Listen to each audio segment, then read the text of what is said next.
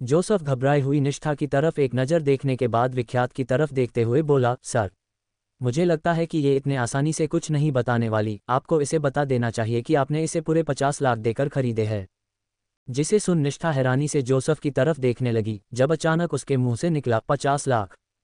निष्ठा की बात सुन विख्यात अपनी कुर्सी से उठकर खड़ा हो गया और निष्ठा के सामने आकर उसे देखते हुए बोला, बिल्कुल सही, पूरे 50 लाख, न एक कम न एक ज्यादा, तो तुम समझ सकती हो मैं तुम्हारा मालिक हूं। विख्यात की बात पर निष्ठा डरी हुई आंखों से उसे देखते हुए बोली, लेकिन उद्धरण चिन्ह। विख्यात निष्ठा की बात को बीच में काट उसकी डरी हुई आंखों को घूरते हुए बोला, लेकिन कुछ नहीं, क्योंकि मैं झूठ नहीं बोलता, और अगर तुम फिर से उस जगह पर जाना चाहती हो तो पहले मुझे मेरे पूरे 50 लाख रुपए वापस करो। ये सुनकर निष्ठा हैरानी से विख्यात को देखते हुए बोली, लेकिन सर मैं इतने पैसे कहाँ से लाऊंगी, और आप क्या कह रहे हैं? मुझे कुछ भी समझ नहीं आ रहा और मुझे तो पता भी नहीं था कि मेरे साथ हो क्या रहा है। कल शाम मैं शमशान घाट में थी। जिसे सुन विख्यात अपनी आंखें चढ़ाते हुए बोला, अच्छा, वहां क्या कर रही थी? जल रही चिता गिनने गई थी। विख्यात की बात सुन निष्ठा नम आंखों से विख्यात को देखते हुए बोली, नहीं सर, कल मेरी माँ का देहांत हो गया, इसलिए मैं कल उन्हें अंतिम विदाई देने गई थी। निष्ठा की बात सुन विख्यात एक व्यंग भरी मुस्कान के साथ बोला, जो मर गई उसके लिए आंसू क्यों बहा रही हो, जो जिंदा है उनके साथ खुश रहो। विख्यात की मुस्कान को देख निष्ठा उसे देखने लगी, जिसे देख विख्यात एक आह भरते हुए बोला, फाइन, मैं सीधे पॉइंट पर आता हूं, क्या तुम मुझे जानती हो? विख्यात के सवाल पर निष्ठा अपना सर हाँ में हिलाते हुए बोला, जी सर, मैं आपको जानती हूँ। ये सुनकर विख्यात खुश होते हुए बोला, वाह, ये तो बहुत अच्छी बात है कि तुम मुझे जानती हो, तो तुम्हें पता होगा मैं तुम्हें ये किस लिए लेकर आया हूँ। जिस पर निष्ठा अपना सर हाँ में हिलाते हुए बोली, हाँ, आप मुझे मारने के लिए लेकर आए हो, लेकिन प्लीज तड़पाकर मत मारना। जिसे सुन के विख्यात निष्ठा के जबड़े को कसकर पकड़ उसे घूरते हुए बोला, मेरे सामने होशियारी मार रही हो? ये देखकर निष्ठा डर से अपनी गर्दन नहीं में हिलाते हुए बोली, नहीं सर, मैं भला ऐसा क्यों करूंगी। जिसे सुनकर विख्यात अपने एक एक शब्द पर जोर देते हुए बोला, मैं तुम्हें यहाँ अपनी बेड पार्टनर बनाने के लिए लेकर आया हूँ, बाकी मुझे कोई मतलब नहीं है कि तुम क्या हो, कैसी हो, मुझे बस अपनी डिजायर तुमसे पूरी करनी है, समझी। विख्यात की बात सुन निष्ठा बड़ी बड़ी आंखों से उसे देखने लगी, जिसे देख विख्यात उसे छोड़कर उसके सामने खड़ा होते हुए बोला, मैंने अपनी नींद तुम्हें बता दी, अब तुम देख लो कैसे खुद को तैयार करना है। जिसे सुनकर निष्ठा अपनी गर्दन पूरी तरह से नहीं में हिलाकर बोली, मैंने आपसे कहा ना, मैं ऐसी लड़की नहीं हूँ, मैं ऐसे काम नहीं करती। हाँ, मैं अब एक अनाथ हूँ, लेकिन पेट पालने के लिए मैं मेहनत करती हूँ, शरीर का व्यापार नहीं। ये सुनकर विख्यात उसे बुरी तरीके से घूरते हुए बोला, मुझे नहीं जानना तुम कैसी हो, एंड मैं जानने में इंटरेस्टेड भी नहीं हूँ, इसलिए जितना कहा उतना करो। जिस पर निष्ठा घबराहट में जोसेफ की तरफ देखते हुए बोली, सर, आप तो मेरी हेल्प कीजिए, ये सर क्या कह रहे हैं, मुझे समझ नहीं आ रहा। निष्ठा की बात सुन विख्यात उसके चेहरे को पकड़ अपनी तरफ करते हुए बोला, उसे देखना बंद करो, वो कुछ नहीं कर सकता, एंड तुम ऐसे रिएक्ट क्यों कर रही हो जैसे हम दोनों के बीच ऐसा पहले नहीं हुआ है। जिसे सुन निष्ठा हैरानी से उसे देखते हुए बोली, क्या क्या मतलब, मैं आपके कहने का मतलब नहीं समझी। निष्ठा की हैरान आंखों को देख विख्यात उसे अजीब नज़रों से देखते हुए बोला, कहीं तुम्हें अल्जाइमर नाम की बीमारी तो नहीं है ना, क्योंकि तुम ऑल टाइम सिर्फ एक ही बात कहती हो कि तुम्हें नहीं पता ना। जिस पर निष्ठा अपना सर हिलाते हुए बोला, मैं सच कह रही हूँ सर, आप क्या कह रहे हो, मुझे कुछ नहीं पता। जिसे सुन विख्यात निष्ठा को घूरते हुए बोला, तो तुमने ऐसा क्यों कहा कि तुम मुझे जानती हो। जिसके जवाब में निष्ठा उसे देखते हुए बोली, क्योंकि मैं फिजिकल थेरेपी का पार्ट टाइम जॉब करती हूँ और वहाँ एजेंसी में आपकी बहुत सारी फोटोज लगी हुई है और हर रोज स्पोर्ट्स में आपके न्यूज़ आते रहते हैं, जहाँ पर मैंने आपको देखा था, मेरे कहने का मतलब ये था, बाकी मैं आपको नहीं जानती। निष्ठा की बात सुन विख्यात एक गहरी सांस भरकर निष्ठा को घूरते हुए बोला, आई डोंट फकिंग केयर कि तुम मुझे कितना जानती हो और कितना नहीं, बट जो मैंने कह दिया सो कह दिया, या तुम मुझे पैसे वापस करो या जो मैंने कहा वो करो। विख्यात की बात पर निष्ठा उसे नम आंखों से देखते हुए बोली, लेकिन मैं ही क्यों सर। जिस पर विख्यात अपने होंठों पर एक तिरछी मुस्कान लेकर बोला, क्योंकि मुझे आज तक वो सेटिस्फैक्शन नहीं मिला था जो तुमसे मिला। निष्ठा विख्यात की बात सुन उसे असमंजस में देखने लगी, जिसे देख विख्यात अपनी आंखें रोल करते हुए बोला, क्या तुम सच में नहीं समझ पाई, जो तुम पूरी तरह से इस बात को समझना चाहती हो तो चलो बताता हूँ तुम्हें, परसों रात तुम कहाँ थी। इस बारे में तुमसे अच्छे तरीके से और कोई नहीं जान सकता, क्योंकि तुम खुद इस घर से अपने पैरों से बाहर गई हो, एंड मेरे पास सीसीटीवी फुटेज भी है।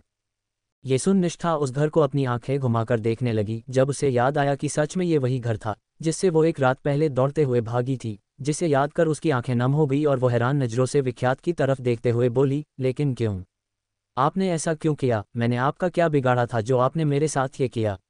मैं तो आपको जानती भी नहीं। निष्ठा की बात पर विख्यात उसे घूरते हुए बोला, अब तुम्हारी जिम्मेदारी भी ले रहा हूं ना, तो इतना ड्रामा क्यों कर रही हो। विख्यात की बात पर निष्ठा थोड़े गुस्से से उसे देखते हुए बोली, एक तो बिना मेरी मर्जी के मेरे साथ फिजिकली रिलेशन बनाया आपने और अब मुझे ही एटीट्यूड दिखा रहे हो आपको शर्म नहीं आती। शर्म? मुझे क्यों शर्म आएगी, शर्म तो तुम्हें आनी चाहिए, जिसने सही टाइम तुम्हें उस कोठे से बाहर निकाला और उल्टा तुम मुझे सुना रही हो, विख्यात से निष्ठा को घूरते हुए कहा। जिसे सुन निष्ठा कुछ भी नहीं पाए, क्योंकि अगर विख्यात और वो नहीं मिलते तो शायद विख्यात कभी उसके बारे में पता भी नहीं लगवाता और सच में निष्ठा उस कोठे में फंस कर रह जाती। जिसे समझते हुए निष्ठा का शरीर डर से कांप उठा। जिसे एक नज़र देखने के बाद विख्यात बोला, मैं कोई और बकवास नहीं सुनना चाहता, इसलिए चुपचाप आज रात तैयार रहना। ये सुनकर निष्ठा धीरे से विख्यात की तरफ देखते हुए बोली, अगर यहाँ आपके साथ रहकर मुझे वही काम करना पड़ा जो मुझे उस कोठे में करना पड़ता तो यहाँ और वहाँ में फ़र्क क्या है। जिस पर विख्यात निष्ठा को देखते हुए बोला, बहुत फ़र्क है, तुम दिन भर क्या करती हो आई डोंट केयर, एंड वहाँ तुम्हें हर रोज़ कोई नया आदमी छूता, लेकिन यहाँ मेरे अलावा कोई तुम्हें नज़र से भी नहीं छू सकता और अगर छूने की हिम्मत करेगा तो अपनी जान से जाएगा और तुम जहाँ चाहे आ और जा सकती हो, बस शाम को 6 बजे तक तुम्हें घर आ जाना है, क्योंकि मैं 7 बजे जिम से वापस आता हूँ, इसलिए आपने आपको क्लीन एंड रेडी रखना बस, और कुछ नहीं करना है तुम्हें। निष्ठा विख्यात की बात सुन उसे देखते हुए फिर से बोली, और ये सब किस रिश्ते से होगा हमारे बीच। विख्यात निष्ठा की बात पर इरिटेट होते हुए जोसेफ की तरफ देखते हुए बोला, इसे वापस उस गंदगी में छोड़कर आओ जहां से मैंने इसे बाहर निकाला, क्योंकि मुझे ज़्यादा बोलने वाले लोग नहीं पसंद। विख्यात की बात सुन जोसेफ निष्ठा की तरफ देखते हुए बोला, चलो। निष्ठा जोसेफ की बात पर डर भरी आंखें से उसे देखते हुए बोली, नहीं सर, प्लीज़ मेरे साथ ऐसा मत कीजिए। विख्यात निष्ठा की बात को इग्नोर कर वहां पर अभी भी शीट ऊप्स कर रहे सर्वेंट की तरफ देखते हुए बोली, यू फायर। इतना कहकर विख्यात अपना जिम बैग उठा वहां से जाने लगा, जिसे देख निष्ठा उसके सामने खड़ी होते हुए बोली, सर प्लीज़ ऐसा मत कीजिए, मैं वहां नहीं जाना चाहती।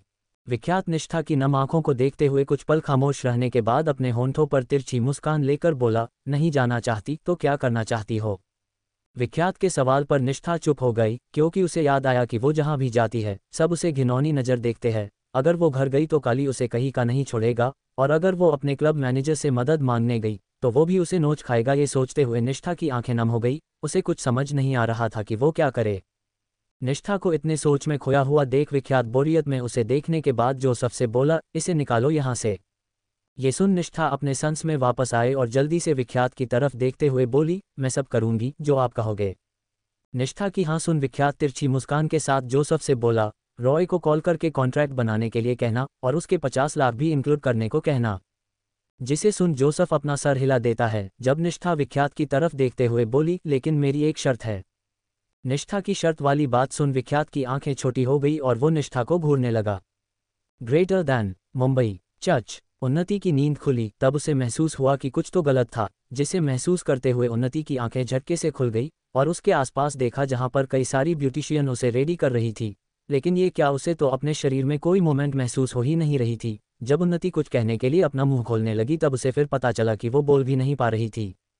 जिसे देखते हुए उन्नति इधर उधर देखने लगी तो वो एक छोटे से मेकअप रूम में थी, जब उस कमरे का दरवाजा खुला और Agni black top to bottom black wedding room suite में अंदर आया।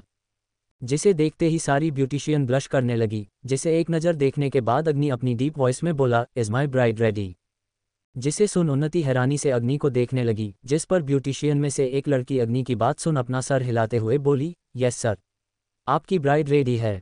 उसकी बात सुन अग्नि उन्नति के पास आ उसे ऊपर से लेकर नीचे तक देखने के बाद झुककर उसे अपनी बाहों में उठा अपने कदम बाहर की तरफ बढ़ा देता है। जिसे हैरानी से उन्नति देखने लगी और अग्नि से कुछ कहने के लिए अपना मुंह खोलने लगी, लेकिन उसका मुंह खुल ही नहीं रहा था, जिस कारण उन्नति का मन रोने का कर रहा था।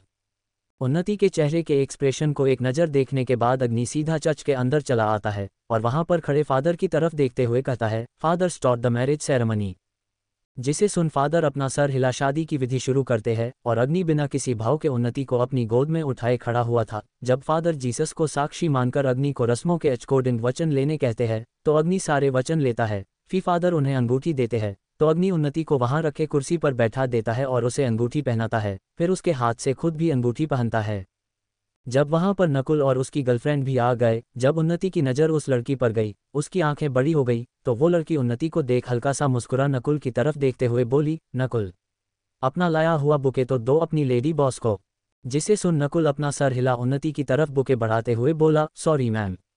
हम जरा लेट हो गए, ये आपके लिए बुके। फिर रुककर उसकी गोद में रखते हुए बोला, ओह सॉरी माय मिस्टेक, मैं तो भूल गया था आप कुछ देर के लिए बॉडी पैरालिस्ट हो। इतना कहकर नकुल अपने हाथ में पकड़ा बुके उसके गोद में रख देता है। तो फादर अग्नि और उन्नति को शादी की गुड विशेष देने के बाद उन्हें मैरिड घोषित कर दिए, जिसे सुन नकुल ताली बजाते हुए अग्नि से बोला, बधाई हो बॉस, फाइनली आपकी शादी हो गई। अग्नि नकुल की बात सुन उसकी तरफ एक नज़र देखने के बाद जीसस के आगे अपना सर झुकाने के बाद उन्नति को अपनी गोद में उठा उसे लड़ेकर सीधा चर्च से बाहर की तरफ अपने कदम बढ़ा देता है और नकुल के साथ उसकी गर्लफ्रेंड भी फादर से गुड विशेष लेकर बाहर चले आते हैं। जब उनकी नज़र खाली पार्किंग पर जाती है, जिसे देख नकुल की गर्लफ्रेंड उसके कंधे पर मारते हुए बोली, एक तुम्हारा बॉस है जो सेक्सी के साथ इतना पैशनेट भी है और तुम्हें देखो किसके अलावा कुछ और करने के लिए कहो तो तुम्हें मौत आती है। जिसे सुन नकुल उसकी तरफ देखते हुए बोला, दृष्टि यार, मैं तुमसे इतना प्यार करता हूं और क्या चाहिए तुम्हें। नकुल की बात पर दृष्टि त्रिपाठी, जो अभी नहीं कॉलेज टाइम से नकुल की गर्लफ्रेंड थी, उसे घूरते हुए बोला, प्यार करते हो लेकिन मुझे क्यों नहीं दिखता है, सिर्फ तुम्हें ही दिखता है ये अदृश्य प्यार। दृष्टि की नाराजगी को देख नकुल उसके हाथ को अपने हाथ में फंसाते हुए बोला, दृष्टि तुम्हें मेरे दिल के प्यार को देखना चाहिए, जो मैं तुमसे करता हूँ शरीर का क्या है, वो तो बस छूने जैसी चीज़ है, उसे प्यार नहीं कहते। नकुल की बात पर दृष्टि अपना सर हिलाते हुए बोली, सही है, मुझे पता है अच्छे से तुम्हारा दिमाग, जब तक तुम्हारे साथ साथ फेरे लेकर तुम्हें मंगलसूत्र नहीं बांधूंगी ना तब तक तुम कुछ नहीं करने वाले। जिसे सुन नकुल हल्का सा मुस्कुरा दृष्टि के सर को सहलाते हुए बोला, तुम मुझे मंगलसूत्र नहीं बंधोगी, मैं तुम्हें मंगलसूत्र बांधूंगा, इसलिए ये बकवास करना बंद और चलो, तुम्हें अपनी आगे की स्टोरी भी तो लिखनी होगी ना मेरी प्यारी लेखिका। दृष्टि नकुल की बात सुन मुंह बनाते हुए बोली, ये सही है, मैं एक रोमांटिक स्टोरी राइटर हूँ जहाँ मैं अपने कैरेक्टर्स को रोमांस करवाती हूँ और यहाँ मेरी जिंदगी में रोमांस का रवि नहीं है।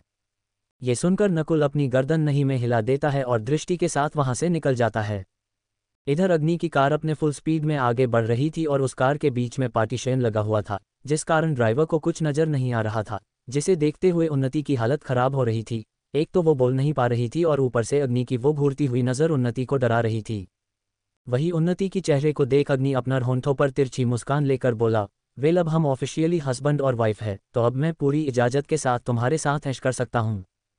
ये सुनकर उन्नति अपना सर नहीं में हिलाने लगी, जिसे देख अग्नि उन्नति के ऊपर हल्का सा झुक कर बोला, डोंट वरी बेब, मुझे अच्छा तब लगता है जब तुम मेरा साथ देती हो, इस तरह से चुपचाप तुम्हारा बैठे रहना मुझे कतई अच्छा नहीं लगता।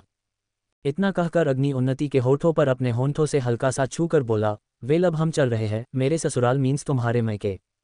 जिसे सुनकर उन्नति की आंखें बड़ी हो गई, जिसे देख अग्नि हल्का सा मुस्कुराकर बोला, अरे तुम्हारे चेहरे पर तो 12 बज गए, अब तुम सोच रही होगी कि मैंने तो तुम्हारे घर वालों के साथ की मुंबई को ये दिखा दिया है कि उत्तम प्रजापति की बेटी उन्नति प्रजापति की डेथ हो चुकी है, तो मैं अपने रियल ससुराल की बात कर रहा हूँ, तुम्हारे रियल डैड की।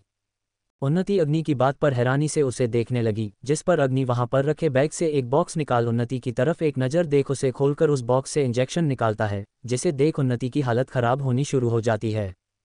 उन्नति को कांपता हुआ देख अग्नि उसके बाजू को पकड़ उसके बाजू में इंजेक्शन इंजेक्ट करते हुए बोला, तुम्हें मैं इस हालत में नहीं देख पा रहा बेब, इसलिए तुम्हें फिर से नॉर्मल कर रहा हूँ, फिर तुम मुझे बताना हम कहाँ जाएंगे। और इतना कहकर अग्नि को इंजेक्शन पूरी तरह से इंजेक्ट कर चुका था, उसे निकालकर फिर से उसे बॉक्स में डाल उन्नति के बाजू को सहलाते हुए बोला, hey do you know I hate you so much because you played with my heart and made me cruel by breaking it. ये कहते हुए अग्नि की आंखें लाल हो गई थी, जिसे देखते हुए उन्नति डर से कांप रही थी। जब अग्नि उन्नति को एक नज़र देखने के बाद उसे इग्नोर कर अपने विंडो को नीचे कर बाहर देखने लगा, जिसे उन्नति देखने लगी। जब उनकी कार आकर एक लग्जूरियस मैंशन के सामने रुकती है, जब उस मैंशन का आलिशान गेट बंद होता है, जिसके बगल में गोल्ड एंड ब्लैक कलर का नेम प्लेट लगी हुई थी, जिसमें लिखा हुआ था राठौर मैंशन। अग्नि की गाड़ी के रुकते ही एक बॉडीगार्ड आकर दरवाजा खोलता है और अग्नि गाड़ी से बाहर आता है, जिसके बाद उसके कदम सीधा उन्नति की साइड बढ़ जाते हैं और वो दरवाजा खोल उन्नति को अपनी बाहों में उठा सीधा उस मैंशन के अंदर की तरफ अपनी कदम बढ़ा देता है। जब अग्नि अंदर आया तब उसकी नज़र वहां बैठे लोगों पर गई, जहां उसके डैड बड़े ही एलिगेंट तरीके से न्यूज़पेपर पकड़े बैठे पढ़ते हुए अपनी चाय पी रहे थे और उनसे कुछ दूरी पर उसकी मॉम मंदिर में पूजा कर रही थी। किचन में सर्वेंट अपना काम कर रहे थे, जब एक चंचल सी आवाज़ आई, अग्नि ब्रो। जिसे सुनकर सबका ध्यान एंट्रेंस की तरफ चला गया और सब लोगों के होंठों पर मुस्कान आ गई। अग्नि उस लड़की को एक नज़र देखने के बाद अपने कदम सीधा लिविंग हॉल की तरफ बढ़ा, उन्नति को सोफे पर बैठा अपने डैड की तरफ देखते हुए बोला, डैड मैंने शादी कर ली। अग्नि की बात सुन वो 20 साल की लड़की अग्नि के सामने आने के बाद एक नज़र उन्नति को देख अग्नि की तरफ देखते हुए बोली, बट ब्रो तुमको को नहीं लगती तुम्हारी वाइफ की नाक थोड़ा सा बड़ा है, एंड परफेक्ट फिगर के चक्कर में वो बहुत ज़्यादा सूखा है।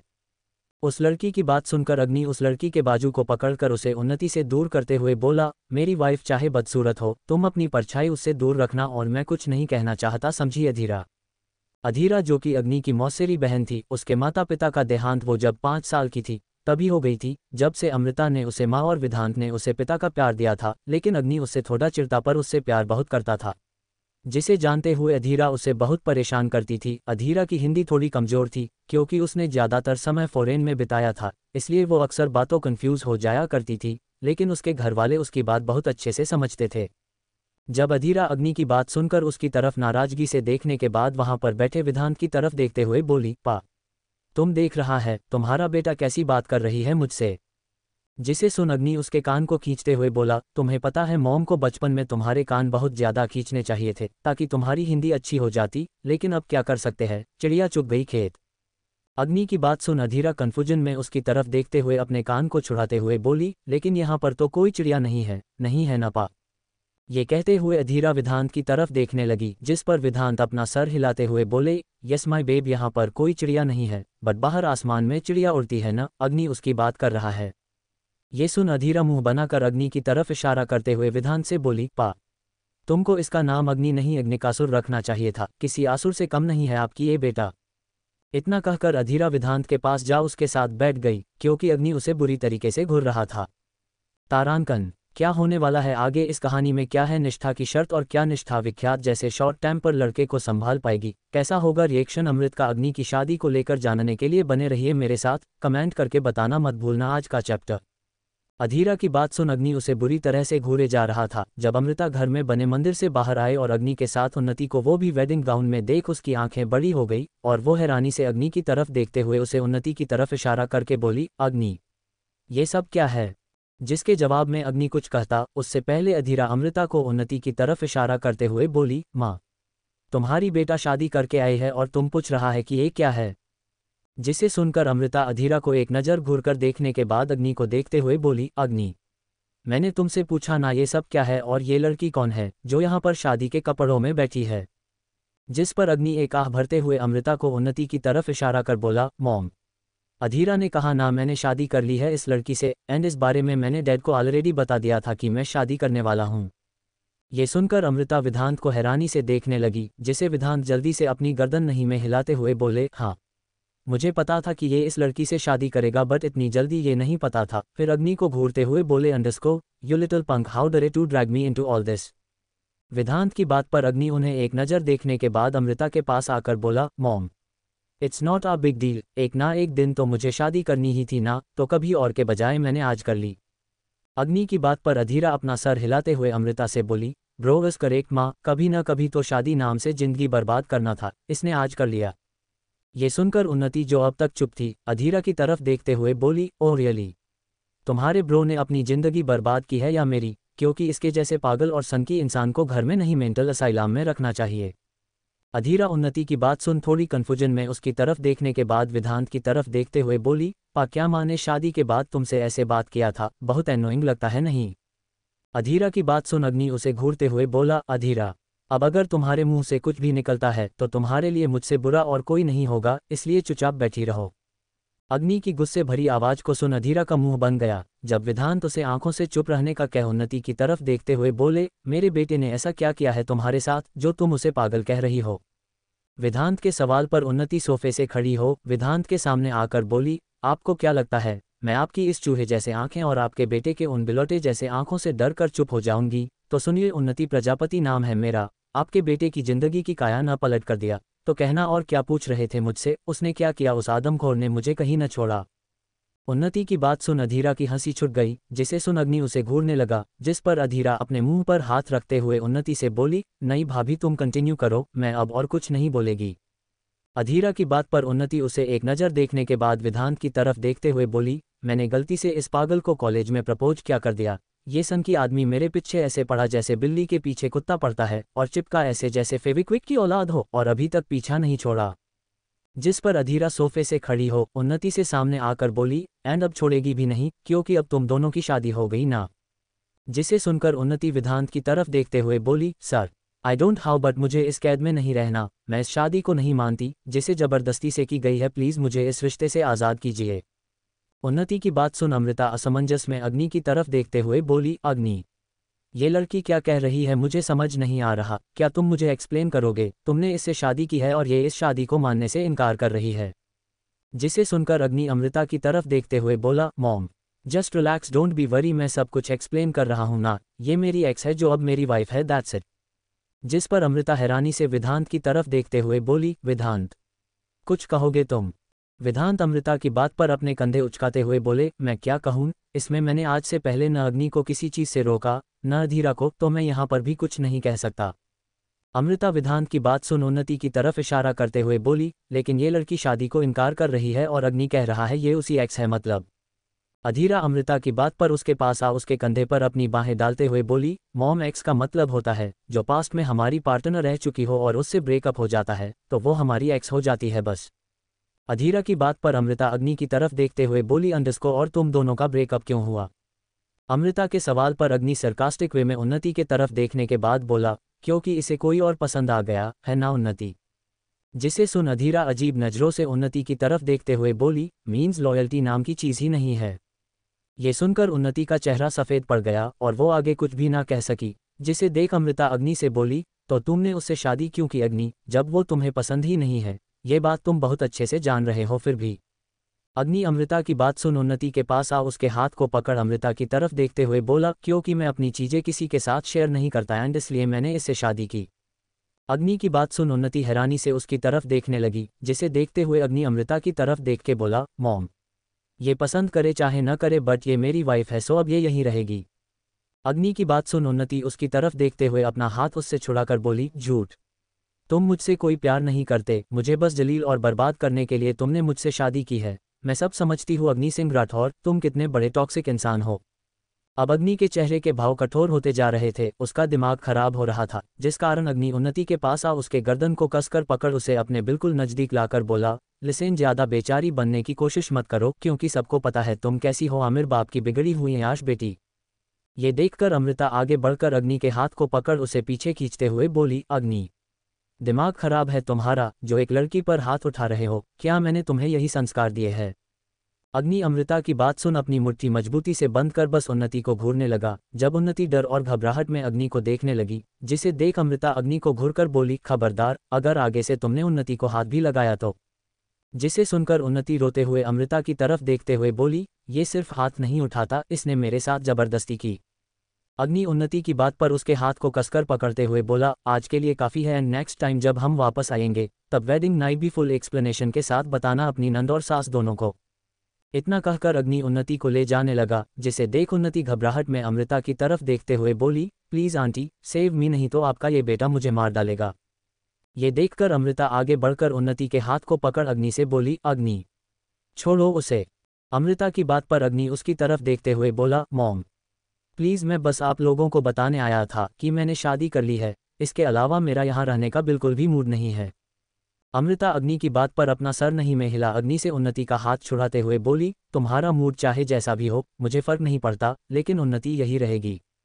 जिसे सुन अग्नि अमृता की तरफ बिना किसी भाव के देखते हुए बोला, बट मेरे पास मेरा खुद का पैलेस है एंड मैं अपनी वाइफ के साथ वही रहना चाहता हूँ, सो मुझे उसे ले जाने दीजिए।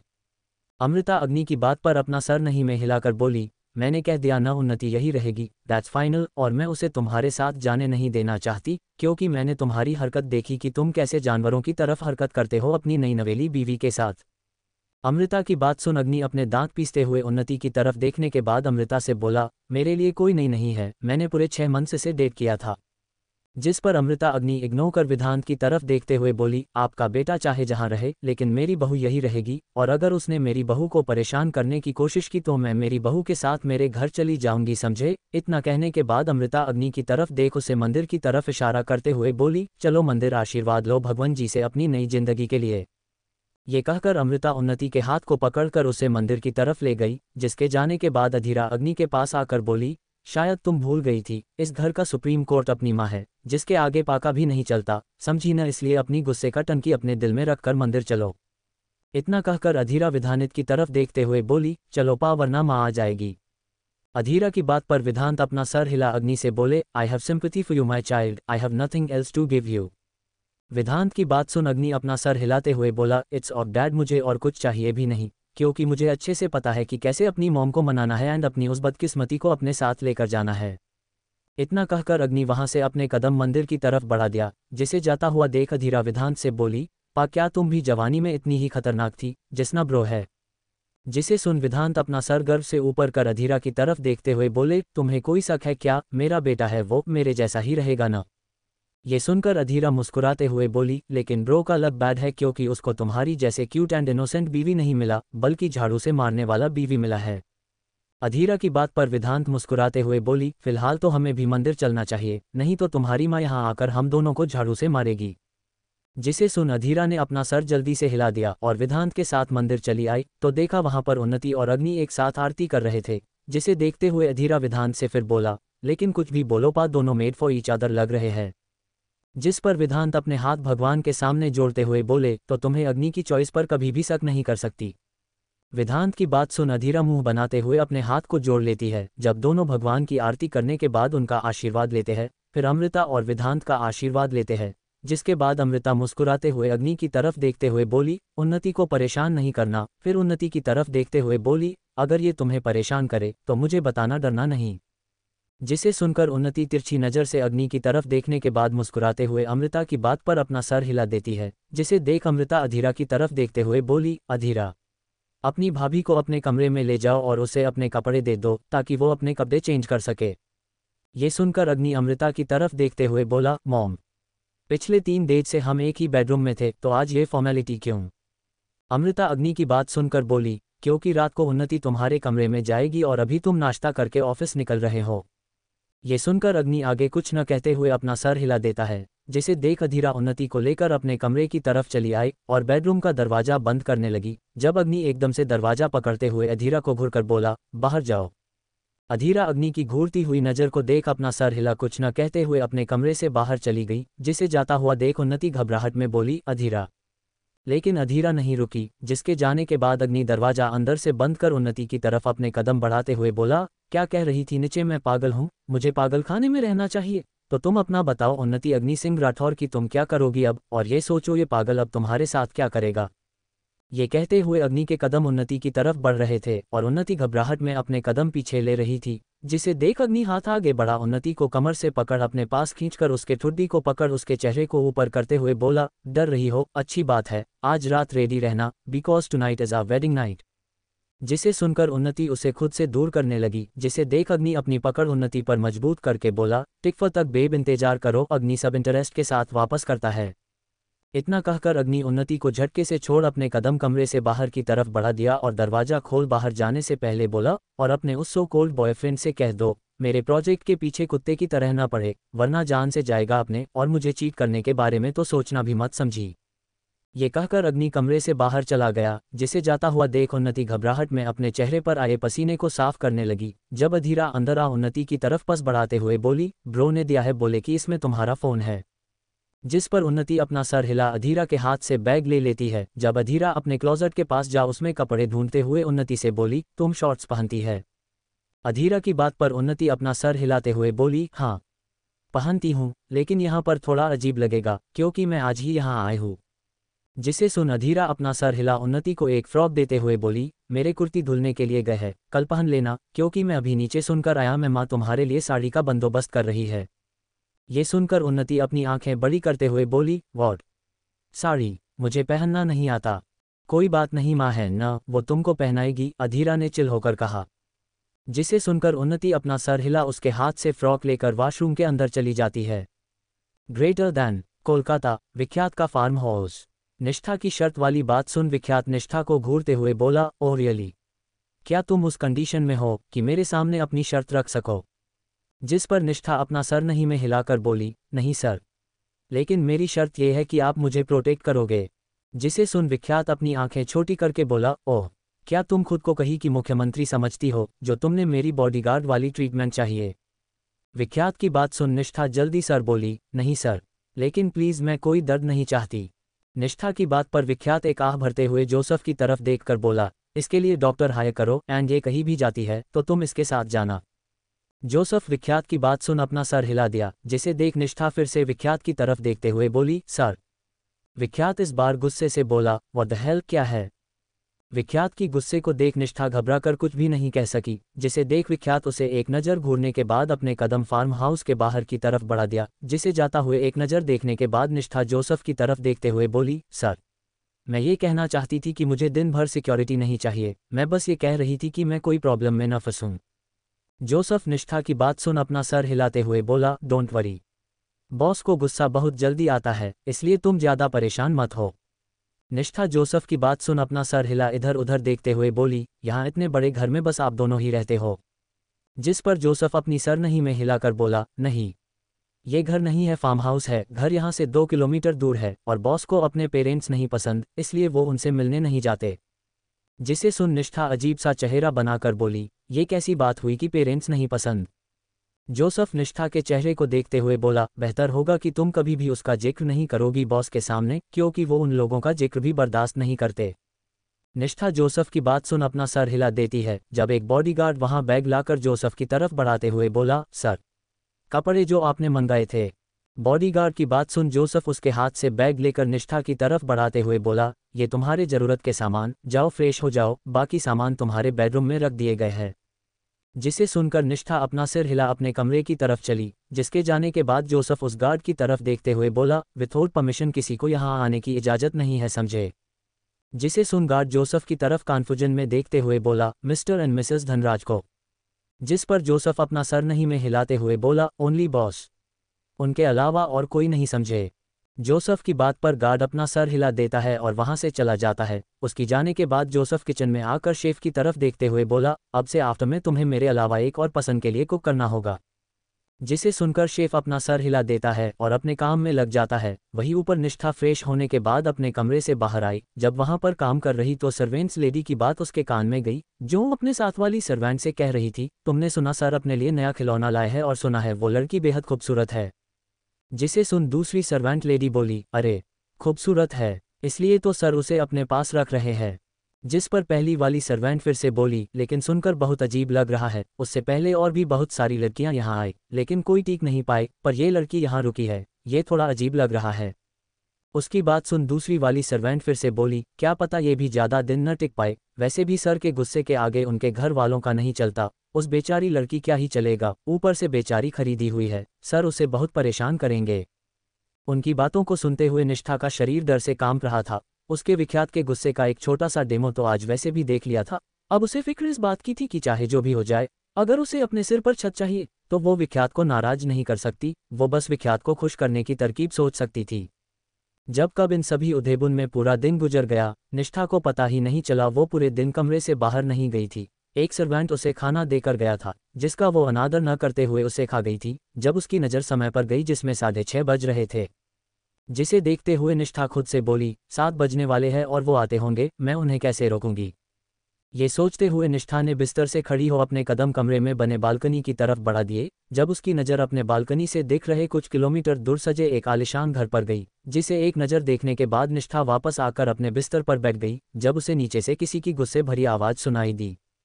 जिसे सुनकर निष्ठा के कदम कमरे के बाहर की तरफ बढ़ गए। जब निष्ठा एक पिलर के पीछे पहुंची तो सामने का नज़ारा देख उसकी आंखें बड़ी हो गई, क्योंकि एक लड़की विख्यात को किस कर रही थी, जिस कारण वहां रखा फ्लावर पॉट नीचे गिरा था।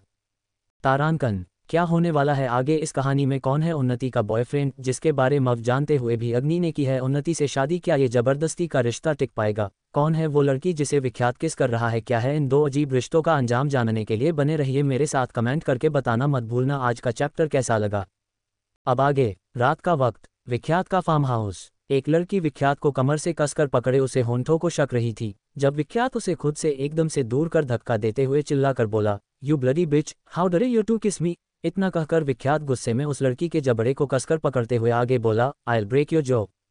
जिसे देख निष्ठा घबरा गई और वो लड़की जो कि बहुत अच्छे से तैयार होकर आई थी, आंखों में आंसू लिए विख्यात को देखते हुए बोली, बट आई लव योर विख्यात। जिसे सुनकर विख्यात गुस्से से उस लड़की को खुद से दूर करते हुए बोला, put your so called love in your bag, because this nonsense love of yours doesn't matter to me. जिस पर वो लड़की रोते हुए बोली, लेकिन विख्यात हम बचपन से हम एक दूसरे को जानते हैं, हमने कितने अच्छे पल साथ बिताए हैं, आज हमारी सगाई है और तुम ऐसा क्यों कर रहे हो, मैं तुमसे बहुत प्यार करती हूँ विख्यात।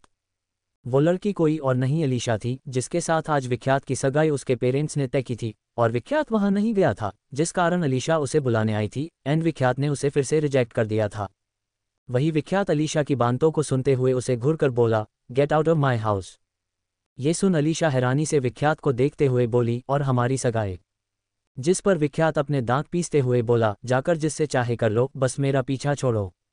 विख्यात की बात पर अलीशा अपना सर नहीं में हिलाते हुए बोली, नहीं विख्यात, वहाँ सारे गेस्ट आ चुके हैं, मेरे सारे फ्रेंड्स आ चुके हैं, उन सबको हम क्या जवाब देंगे, और अंकल आंटी। जिसे सुनकर विख्यात अलीशा को अजीब नज़रों से देखते हुए बोला, what nonsense are you saying, मैंने कब कहा कि मुझे तुमसे सगाई करनी है, और अगर तुम सपने में ये करना चाहती हो तो जाओ सपने में मेरे बच्चों की माँ बन जाओ, क्योंकि रियल में तो ऐसा कुछ नहीं होने वाला। अब तुम्हारा हो गया हो तो निकलो मेरे घर से अपने ये आंसू और अपना नाटक लेकर। अलीशा विख्यात की बात सुन अपना फ़ोन निकालते हुए बोली, तुम ऐसे नहीं मानोगे ना, मैं अभी अंकल को कॉल करती हूँ। ये सुन विख्यात उसे एक नज़र देखने के बाद जोर से बोला, जोसफ यू ब्लडी डफर, मैंने तुमसे कहा था ना, कोई भी मेरे आराम घर में मेरे प्रैक्टिस के बाद आकर मेरी दिमाग की माँ बहन नहीं करेगा, तो ये फटी हुई स्पीकर मेरे घर में क्या कर रही है, इसे बाहर निकाल कर फेंको राइट नाउ। विख्यात की गुस्से भरी आवाज़ को सुन गार्ड्स वहां पर आ गए और एक गार्ड अलीशा की तरफ देखते हुए बोला, मैम प्लीज़ आप बाहर चलिए। जिसे सुनकर अलीशा गुस्से में उस गार्ड की तरफ देखने के बाद विख्यात की तरफ देखते हुए बोली, विख्यात लिसन टू मी। विख्यात अलीशा की बात पर उसे घूरते हुए बोला, तुम क्यों अपनी बेइज्जती करवाना चाहती हो अलीशा, मैंने कहा ना मैं इंटरेस्टेड नहीं हूं तुमसे सगाई एंड एट ऑल कुछ भी करने में, और तुमने सोच भी कैसे लिया कि मैं तुमसे शादी करूंगा। ये सुनकर अलीशा नम आंखों से विख्यात को देखते हुए बोली, क्यों, मुझ में कुछ कमी है क्या? अलीशा के सवाल पर विख्यात अपनी आंखें रोल करते हुए बोला, नहीं, तुम्हारे अंदर कोई कमी नहीं है, कमी मुझ में है कि मुझे तुम्हारे अंदर कोई हुनर ही नजर नहीं आती, इसलिए मेरा दिमाग खराब मत करो और निकलो यहाँ से। अभी विख्यात अलीशा पर चिल्ला ही रहा था जब ऊपर किसी चीज के गिरने की आवाज आई, जिसे सुन विख्यात की नज़र उस तरफ चली गई और अलीशा की आंखें कठोर हो गई और वो ऊपर की तरफ जाते हुए बोली, तुम तो यहाँ अकेले रहते हो, तो ये ऊपर कौन है? ये कहते हुए अलीशा स्टेयर के पास पहुंचती है जब उसे महसूस होता है कि उसके कदम रुक चुके हैं, जिसे महसूस कर अलीशा सर घुमाकर देखती है तो जोसफ ने उसके हाथ को पकड़ा था। ये देखकर अलीशा अपने हाथ को झटके से छुड़ाते हुए बोली, don't touch me you bloody बेगर। जिसे सुनकर विख्यात चमकती आंखों से अलीशा की तरफ देखने के बाद जोसफ की तरफ देखते हुए बोला, इसने तुम्हें भिखारी कहा तो तुम इसे उठाकर बाहर क्यों नहीं फेंक देते, क्योंकि भिखारी का काम है गार्बेज को बाहर फेंकना, come on just do it Joseph. ये सुनकर जोसफ एक नज़र विख्यात की तरफ देखने के बाद अलीशा की तरफ देखते हुए बोला, बाहर चलिए। जिसे सुन अलीशा गुस्से से जोसफ को घूरते हुए बोली, योर डॉगी, तुम्हारी हिम्मत कैसी हुई मुझसे ऐसे बात करने की? अलीशा की बात पर जोसफ उसके हाथ को पकड़ उसे खींचते हुए बाहर ला दरवाजे से बाहर निकालकर बोला, आगे से इस घर में कभी मत आइएगा। जोसफ की बात पर अलीशा गुस्से से उसे देखते हुए बोली, अब तुम बस देखते जाओ तुम्हारे साथ क्या करती हूँ मैं, तुमने मुझे घर से बाहर निकाला ना, तुम बस देखते जाओ। जिसे इग्नोर कर जोसफ गार्ड की तरफ देखते हुए बोला, क्या कहा था तुम लोगों से बॉस के अलावा और कोई नहीं आनी चाहिए यहाँ, तो तुम लोगों की हिम्मत कैसी हुई इसे विदाउट परमिशन अंदर आने देने की? जोसफ की बात सुन को भी गार्ड कुछ नहीं कह पाया, जिसे देख जोसफ अपने दांत पीसते हुए बोला, यहाँ पर लापरवाह लोगों के लिए कोई जगह नहीं है, निकलो सभी यहाँ से। इतना कहकर जोसफ अंदर चला जाता है और गार्ड्स अलीशा को वहां से बाहर निकाल देते हैं।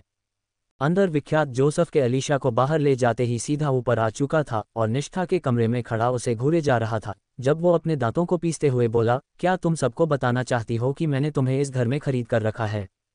जिसे सुनकर निष्ठा अपनी गर्दन जल्दी से नहीं में हिलाकर बोली, नहीं सर, वो गलती से जोर की आवाज़ सुनकर मैं बाहर आ गई तो देखा कि आप मैडम पर चिल्ला रहे थे, तो मैं वापस आ रही थी जब मेरा हाथ गुलदस्ते पर लगा और नीचे गिरकर टूट गया। निष्ठा की बात पर विख्यात उसे घूरते हुए बोला, मैं तुम्हें यहाँ आराम या मुफ्तखोरी करवाने के लिए नहीं लाया हूँ जो तुम यहाँ पर नुकसान कर रही हो। ये सुनकर निष्ठा कुछ भी नहीं कह पाए, जिसे देख विख्यात निष्ठा के सामने सोफे पर बैठ अपने पैर के ऊपर पैर रखते हुए बोला, मैं अब सीधा पॉइंट पर आता हूँ, यहाँ तुम जो चाहे करो लेकिन बाहर वालों के नज़रों से छुपकर। एंड तुमने कहा कि तुम फिजिकल थेरेपिस्ट हो, तो मैं जब जिम से आओ तुम मेरी हेल्थ का ध्यान रखोगी ताकि मैं तुम्हें सबके सामने अपनी फिजिकल थेरेपिस्ट के रूप में मिलवा सकूं। खाना, सुविधाएं और सामान सभी इस्तेमाल करने के लिए तुम स्वतंत्र हो। फिर निष्ठा को घूरते हुए आगे बोला, लेकिन कुछ चोरी करने की कोशिश भी मत करना। जिसे सुन निष्ठा जल्दी से बोली, नहीं सर, मैं चोर नहीं हूँ, मैं चोरी नहीं करती। जिस पर विख्यात अपना सर हिला फिर से बोला, दैट्स बेटर फॉर यू। और आखिरी बात, मैं हल्की नींद में सोता हूँ, इसलिए जब मैं सो रहा हूँ पूरी तरीके से शांत रहना, और अगर तुमने मेरे नींद के बीच में दखलंदाजी की तो मैं तुम्हें मार दूंगा। विख्यात की सीधी बात को सुन निष्ठा ने जल्दी से अपना सिर हिला दिया, जिसे देख विख्यात बोला, तुमने शावर नहीं लिया? ये सुनकर निष्ठा घबराहट में विख्यात को देखने लगी, जिसे देख विख्यात अपनी आंखें चढ़ाते हुए बोला, क्या?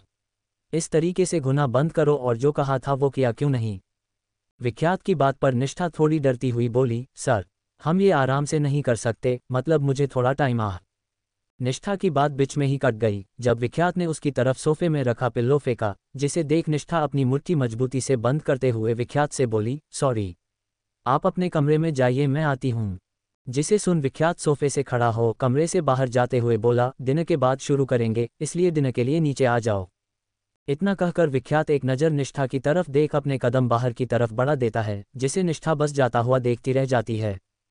कुछ देर बाद निष्ठा चुपचाप फ्रेश होने बाद नीचे आई तो उसने देखा विख्यात हमेशा की तरफ चुपचाप अपना दिन कर रहा था, जिसे देख निष्ठा उसके पास आई और चुपचाप खड़ी हो गई, जिसे देख विख्यात अपना खाना बंद कर निष्ठा को अजीब नज़रों से देखते हुए बोला, आरती लगानी पड़ेगी।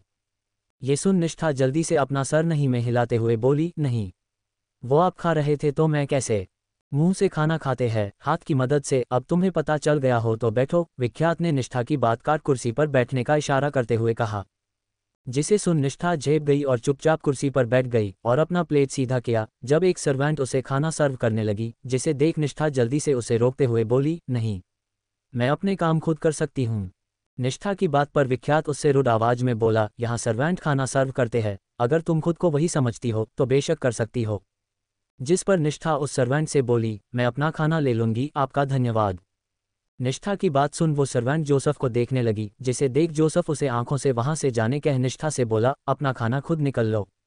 जोसेफ की बात पर निष्ठा अपना सर हिला अपना खाना निकाल अपने दोनों हाथ जोड़कर धीरे से बोली, इस खाने के लिए आपका धन्यवाद भगवान जी।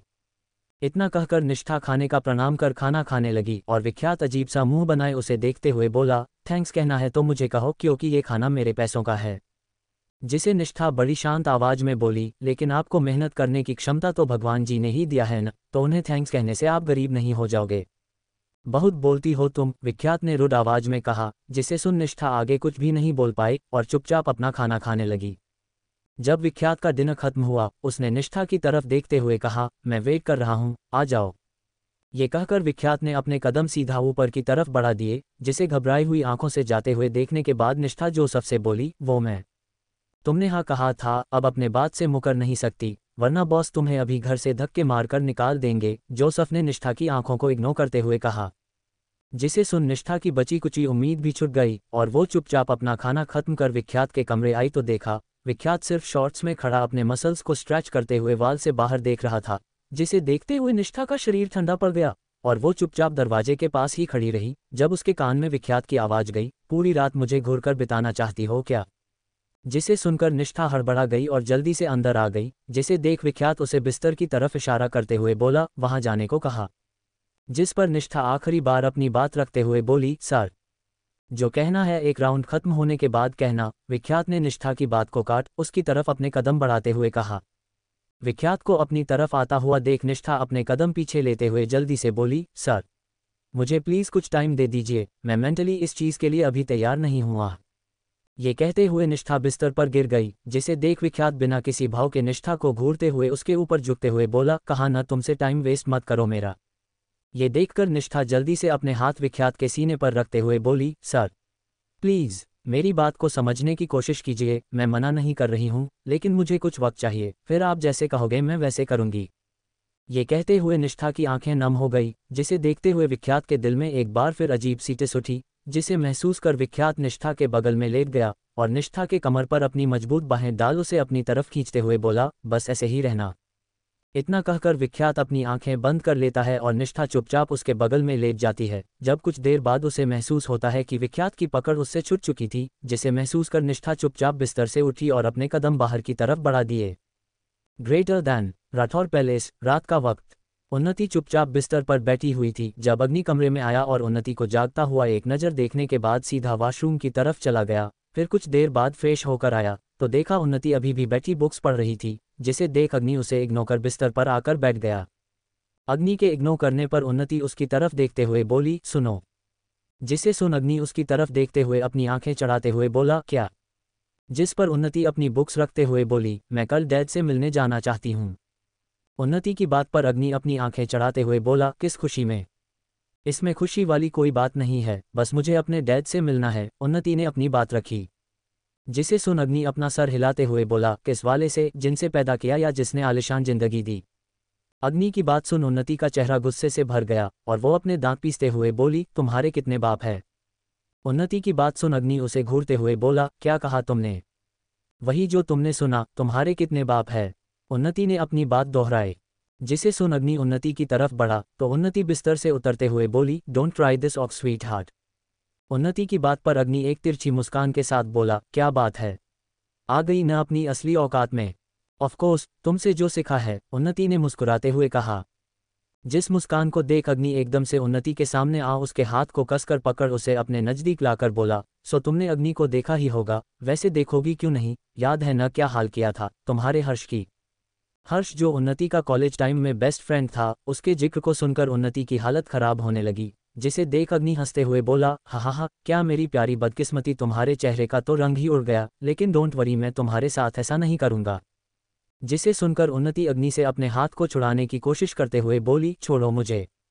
ये देख अग्नि उन्नति के हाथ पर अपनी पकड़ और मजबूत करते हुए बोला, मैं तुम्हें इग्नोर करने की कोशिश करूं तो तुम्हें अच्छा नहीं लगता, right? So let's enjoy our wedding night. इतना कहकर अग्नि उन्नति को बिस्तर पर धकेल दिया तो उन्नति ऊपर की तरफ जाते हुए बोली, नो, तुम बार बार ऐसा नहीं कर सकते। अरे, जब तुम मेरे नज़दीक आई थी तब तो नहीं कहा था कि अग्नि मैं तुम्हारे दिल नहीं खेल रही, बल्कि तुम्हें कॉलेज से डिस्क्वालीफाई कराने के लिए तुम पर रेप का इल्ज़ाम लगवा रही हूँ। तो अब जब तुम्हारी इच्छा मैं पूरी कर रहा हूँ तो तुम कह रही हो मैं बार बार ऐसा नहीं कर सकता, लेकिन क्यों? अग्नि ने सरकास्म के साथ कहा। जिसे सुन उन्नति अपनी आंखों में नमी लिए अपना सर नहीं में हिलाते हुए बोली, सॉरी, सब मेरी गलती थी, मैं डर गई थी। उन्नति की बात सुन अग्नि मुस्कुराते हुए बोला, क्या कहा तुमने? तुम डर गई थी? किससे? अपने रियल बॉयफ्रेंड से या अपने अमीर बाप से? अग्नि की बात पर उन्नति उठकर बैठ अपना सर नहीं में हिलाते हुए बोली, प्लीज़ अग्नि, मुझे माफ़ कर दो। उन्नति की बात पर अग्नि बड़ी नफरत से उसे देखते हुए बोला, तुम मेरी जिंदगी का वो घटिया हिस्सा हो जिससे मैं कितनी नफरत करता हूँ, इसका अंदाजा तुम कभी नहीं लगा सकती, उन्नति प्रजापति। ये कहते हुए अग्नि की आंखों में एक अलग सा दर्द नजर आ रहा था, जिसे उन्नति साफ देख पा रही थी। उसका दिल गिल्ट से भर गया था। जिसे एक नज़र देख अग्नि रूम से बाहर चला गया, जिसके जाने के बाद उन्नति सिमटकर बिस्तर पर लेट गई। इसी तरह पूरी रात गुजर गई और अगली सुबह के 7 बजे अमृता उन्नति को उठाने आई तो पाया उन्नति पूरे बिस्तर पर फैले सो रही थी। जिसे देखते हुए अमृता हल्का सा मुस्कुरा उन्नति के पास आकर प्यार से उसके सर पर हाथ फेरते हुए बोली, उन्नति बेटा उठ जाओ, देखो सुबह हो गई है। अमृता के उठाते पर उन्नति धीरे धीरे अपनी आंखें खोलने लगी तो अधीरा अंदर आते हुए बोली, उठ जाओ भाभी, वरना तुमको मेरा वाला 3rd डिग्री देगा माँ, जो मुझको देता है। अधीरा की चुगली को सुन अमृता उसे आंखें दिखाते हुए बोली, ओ महारानी, अपनी गलती नहीं बताना है तुम्हें। फिर उन्नति की तरफ देखते हुए आगे बोली, ये क्या करती है? सुबह के 9 बजे सोकर उठेगी, फिर कॉलेज के लिए इसे इतनी जल्दी कि इसका ट्रेन छूट रहा हो।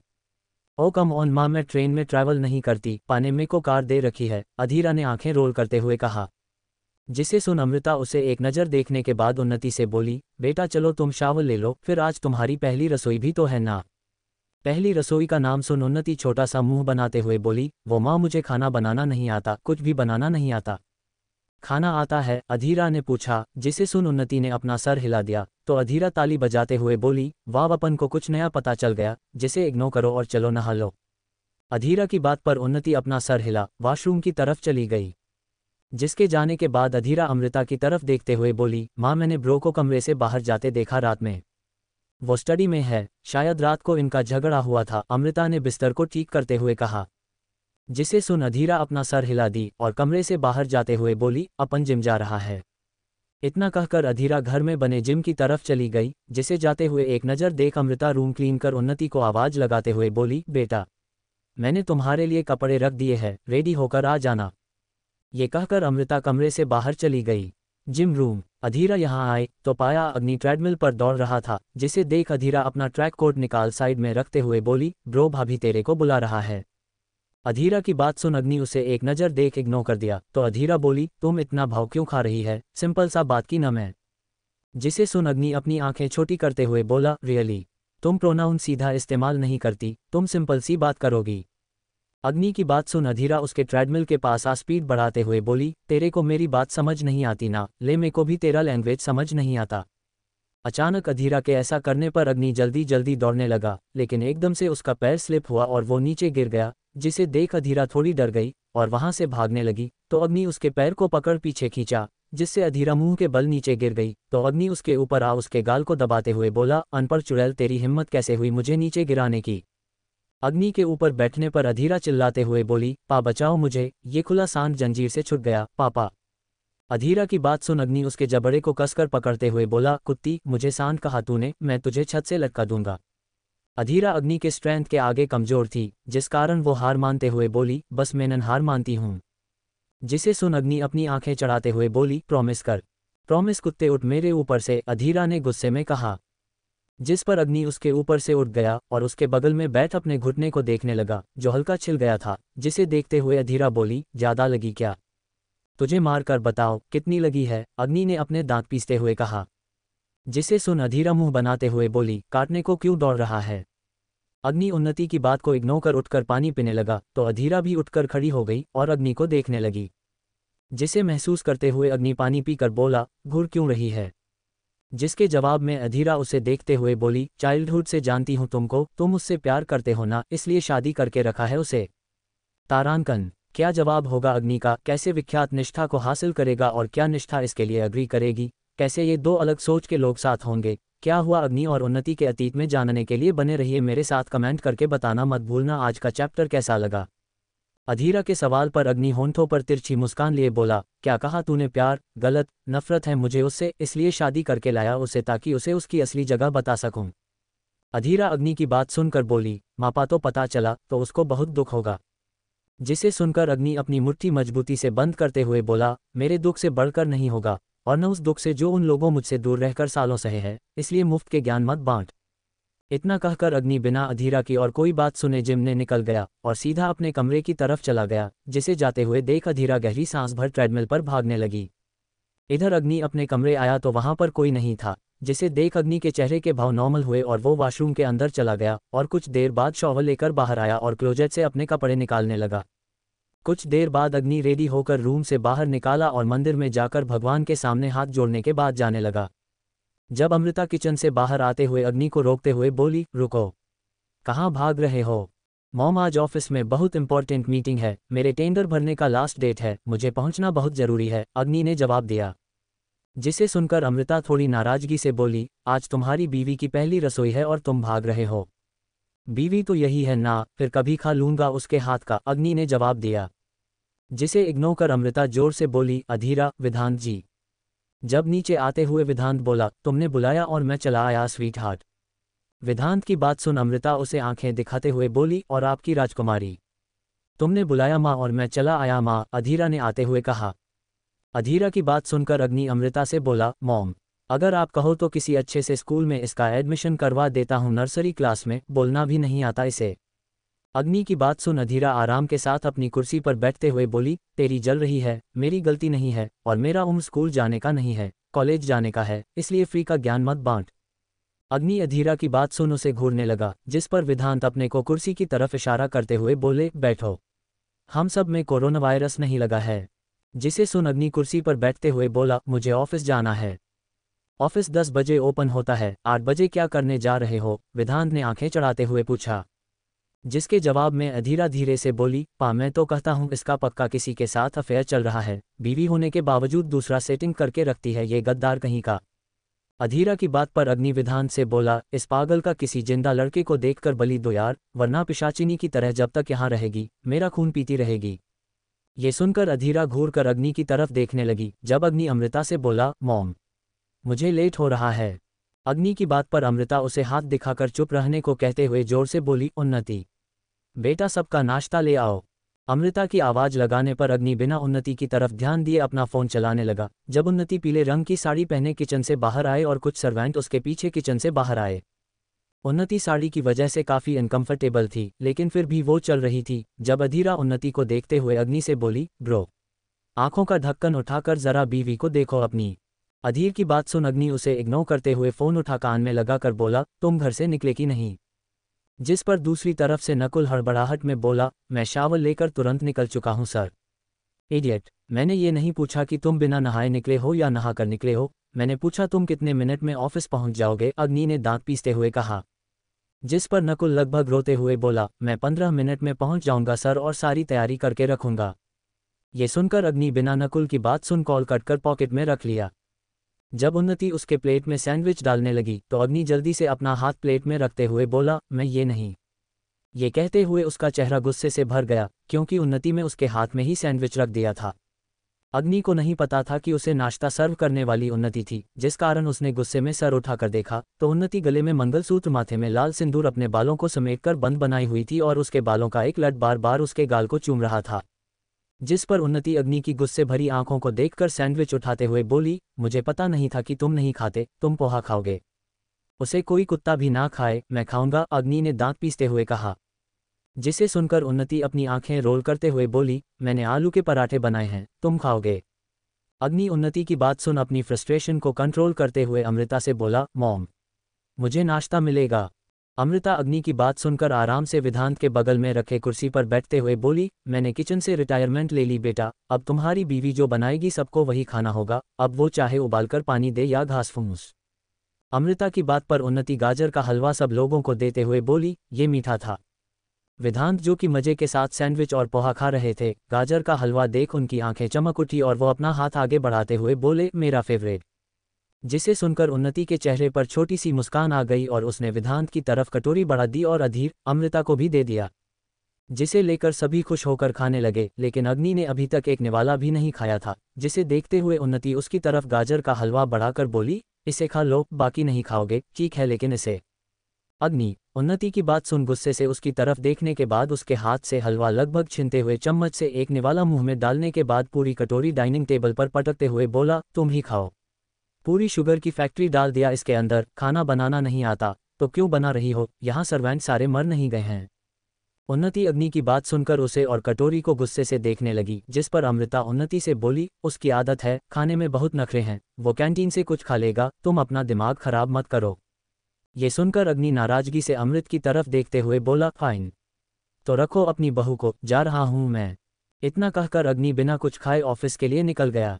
जिसे जाता हुआ देखने के बाद अमृता नाश्ता करते हुए उन्नति से बोली, उदास मत हो, बहुत गुस्सा है उसके अंदर, मैं ऑफिस उसके लिए कुछ बनाकर भिजवा दूंगी, तुम अपना नाश्ता कर लो। उन्नति अमृता की बात पर अपना सिर हिला नाश्ते की टेबल पर बैठ गई और हलवा जैसे ही मुंह में डाला, उसके मुंह से सारा निकलने ही वाला था, लेकिन उसने जल्दी से पानी पीकर अंदर गटक लिया और हैरानी से अग्नि की फैमिली को देखते हुए बोली, ये तो सच में बहुत मीठा है।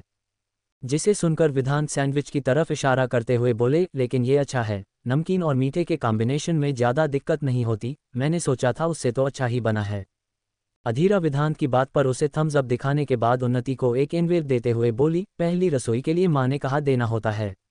फिर धीरे से बोली, अपनी पॉकेट मनी में बचा कर रखा था उसको दे रहा हूँ मैं। अधीरा की बात पर उन्नति मुस्कुराते हुए बोली, थैंक यू, शाम को मिलते हैं बेबी। इतना कहकर विधांत अधीरा के सिर पर सहलाते हुए उन्नति को बाय कहकर ऑफिस के लिए निकल गए। जिनके जाने के बाद उन्नति अपने और अग्नि के रिश्ते को सोचने लगी, ना जाने क्यों उसे अमृता से थोड़ी जलन हो रही थी।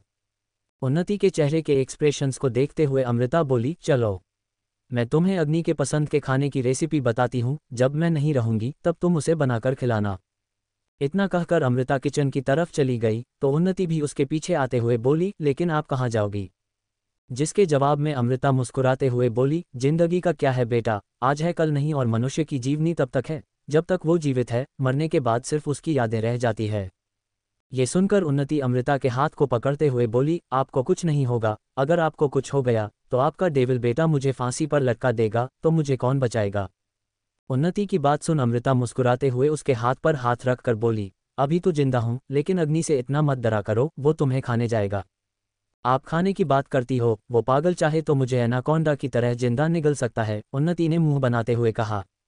जिसे सुन अमृता उसे आंखें दिखाते हुए बोली, मेरे बेटे की बुराई मेरे सामने नहीं चलेगी, बहुत प्यार करती हूं मैं उससे।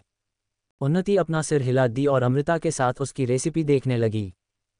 कोलकाता, विख्यात का फार्म हाउस। विख्यात की नींद खुली जब उसे नीचे से शोर शराबा सुनाई दिया, जिसे सुनते हुए विख्यात उठकर बैठ गया और इधर उधर देखने लगा तो उसकी नज़र टाइम पर गई, जिसमें सुबह के 8 बजे बज रहे थे। ये देखकर विख्यात हैरान होते हुए बोला, व्हाट द फक, मैं इतनी देर तक कैसे सोया। इतना कहते हुए विख्यात बिस्तर से उठ गया जब उसे महसूस हुआ कि उसके साथ निष्ठा नहीं थी, जिसे देख विख्यात इधर उधर देखने लगा और वॉशरूम में गया जो कि खाली था। जब नीचे से उसे फिर से चिल्लाने की आवाज़ सुनाई दी, उसका कमरा साउंड प्रूफ था इसलिए उसे आवाज़ थोड़ी कम आ रही है, लेकिन वो दरवाज़ा खोलकर जैसे बाहर आया उसने अपने कानों पर हाथ रख लिया, क्योंकि नीचे उसके फादर सुमित धनराज गुस्से में चिल्ला रहे थे, जिनकी आवाज़ सुनते हुए विख्यात कॉरिडोर से चलते हुए गुस्से में नीचे आया तो उसकी नज़र सीधा जोसेफ पर चली गई, जिसके गाल पर थप्पड़ के निशान थे, जिसे देखकर विख्यात की आंखें छोटी हो गई और उसने दांत पीसते हुए कहा, हु स्लैप्ड यू। विख्यात के सवाल पर सुमित उसके सामने आते हुए गुस्से से बोले, मैंने मारा है और अब तुम्हें भी मारूंगा। जिसे सुनकर विख्यात अपनी आंखें छोटी करते हुए बोला, व्हाट आर यू सेइंग।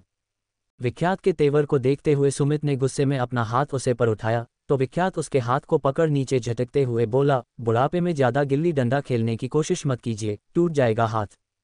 जिसे सुनकर सुमित गुस्से से चिल्लाते हुए बोले, तुमने कल अलीशा को यहाँ से धक्के मारकर निकाला, तुम्हारी हिम्मत कैसे हुई।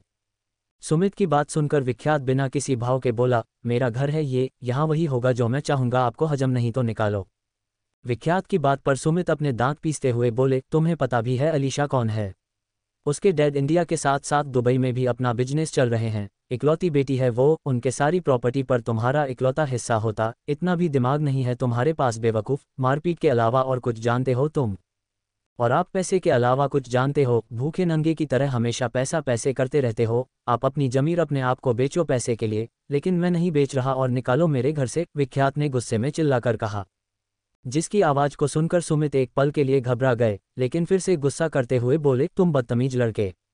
विख्यात सुमित की बात सुनकर बोला, मुझसे तमीज की उम्मीद बिल्कुल मत कीजिए, क्योंकि ना मुझे तमीज आपने सिखाई ना आपकी बीवी ने, इसलिए मेरे लिए सब बराबर है। और दोबारा अगर जोसेफ को हाथ लगाया तो जिस हाथ से आपने छुआ था उस हाथ को तोड़ दूंगा, भूल जाऊंगा कि आप मेरे फादर हैं और आपके कारण ही मैं इस दुनिया में आया हूं।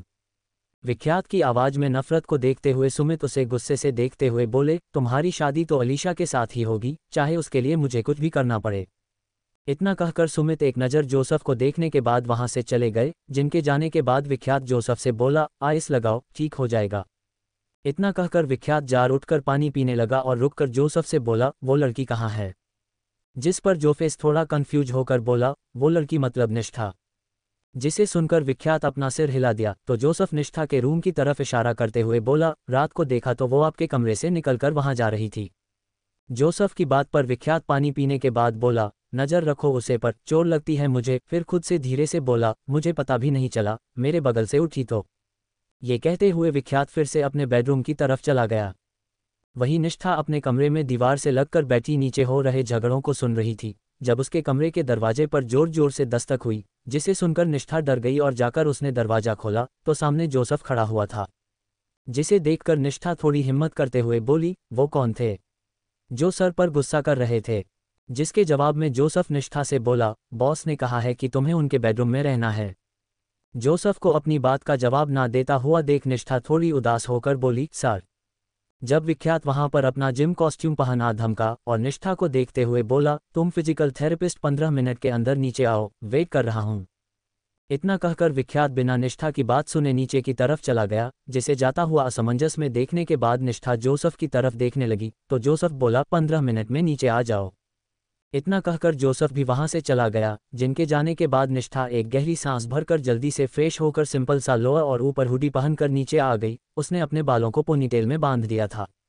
विख्यात जो कि आराम से अपना नाश्ता कर रहा था, निष्ठा सीढ़ियों के पास रुककर उसे देखने लगी और एक गहरी सांस भरकर विख्यात के पास आकर बोली, सर, क्या तुम कल की तरह आज फिर मेरा दिमाग खराब करने वाली हो। विख्यात ने निष्ठा को देखते हुए पूछा। विख्यात की नीली डरावनी आंखों को देख निष्ठा जल्दी से अपना सर नहीं में हिलाते हुए बोली, मैं पूछना चाहती थी, क्या मैं ऑफिशियली आपकी फिजिकल थेरेपिस्ट बन रही हूँ। तुमने कितनी पढ़ाई की है। विख्यात ने आंखें चढ़ाते हुए पूछा। जिसके जवाब में निष्ठा जल्दी से बोली, मैंने 12th के बाद नीट के बारे में सोचा, लेकिन पैसे नहीं थे इसलिए पढ़ाई छोड़ दी। निष्ठा की बात पर विख्यात उसे देखते हुए बोला, मतलब तुम्हारे पास सर्टिफिकेट नहीं है। विख्यात की बात पर निष्ठा अपना सिर हिला दी तो विख्यात फिर से नाश्ता करते हुए बोला, अपनी एजेंसी का कार्ड दिखा देना मेरे कोच को। लेकिन वो तो मेरे पास नहीं है, निष्ठा ने जवाब दिया। जिसे सुन विख्यात अपने दांत आपस में पीसते हुए निष्ठा से बोला, तो जाकर लेकर आओ, इसके लिए भी तुम्हें ट्रीटमेंट चाहिए क्या? विख्यात के गुस्से भरी आवाज पर निष्ठा एक कदम पीछे होकर बोली, मैं वहां नहीं जाना चाहती सर। विख्यात निष्ठा की बात पर अपना चम्मच प्लेट में पटकते हुए उठकर खड़ा हो निष्ठा के ऊपर झुकते हुए बोला, हे, मेरे सामने ज्यादा होशियारी मत दिखाओ, otherwise I will break your brains veins, सोचने लायक नहीं रहोगी। विख्यात की बात पर निष्ठा अपने कदम पीछे लेते हुए बोली, मैंने एजेंसी छोड़ दी है सर।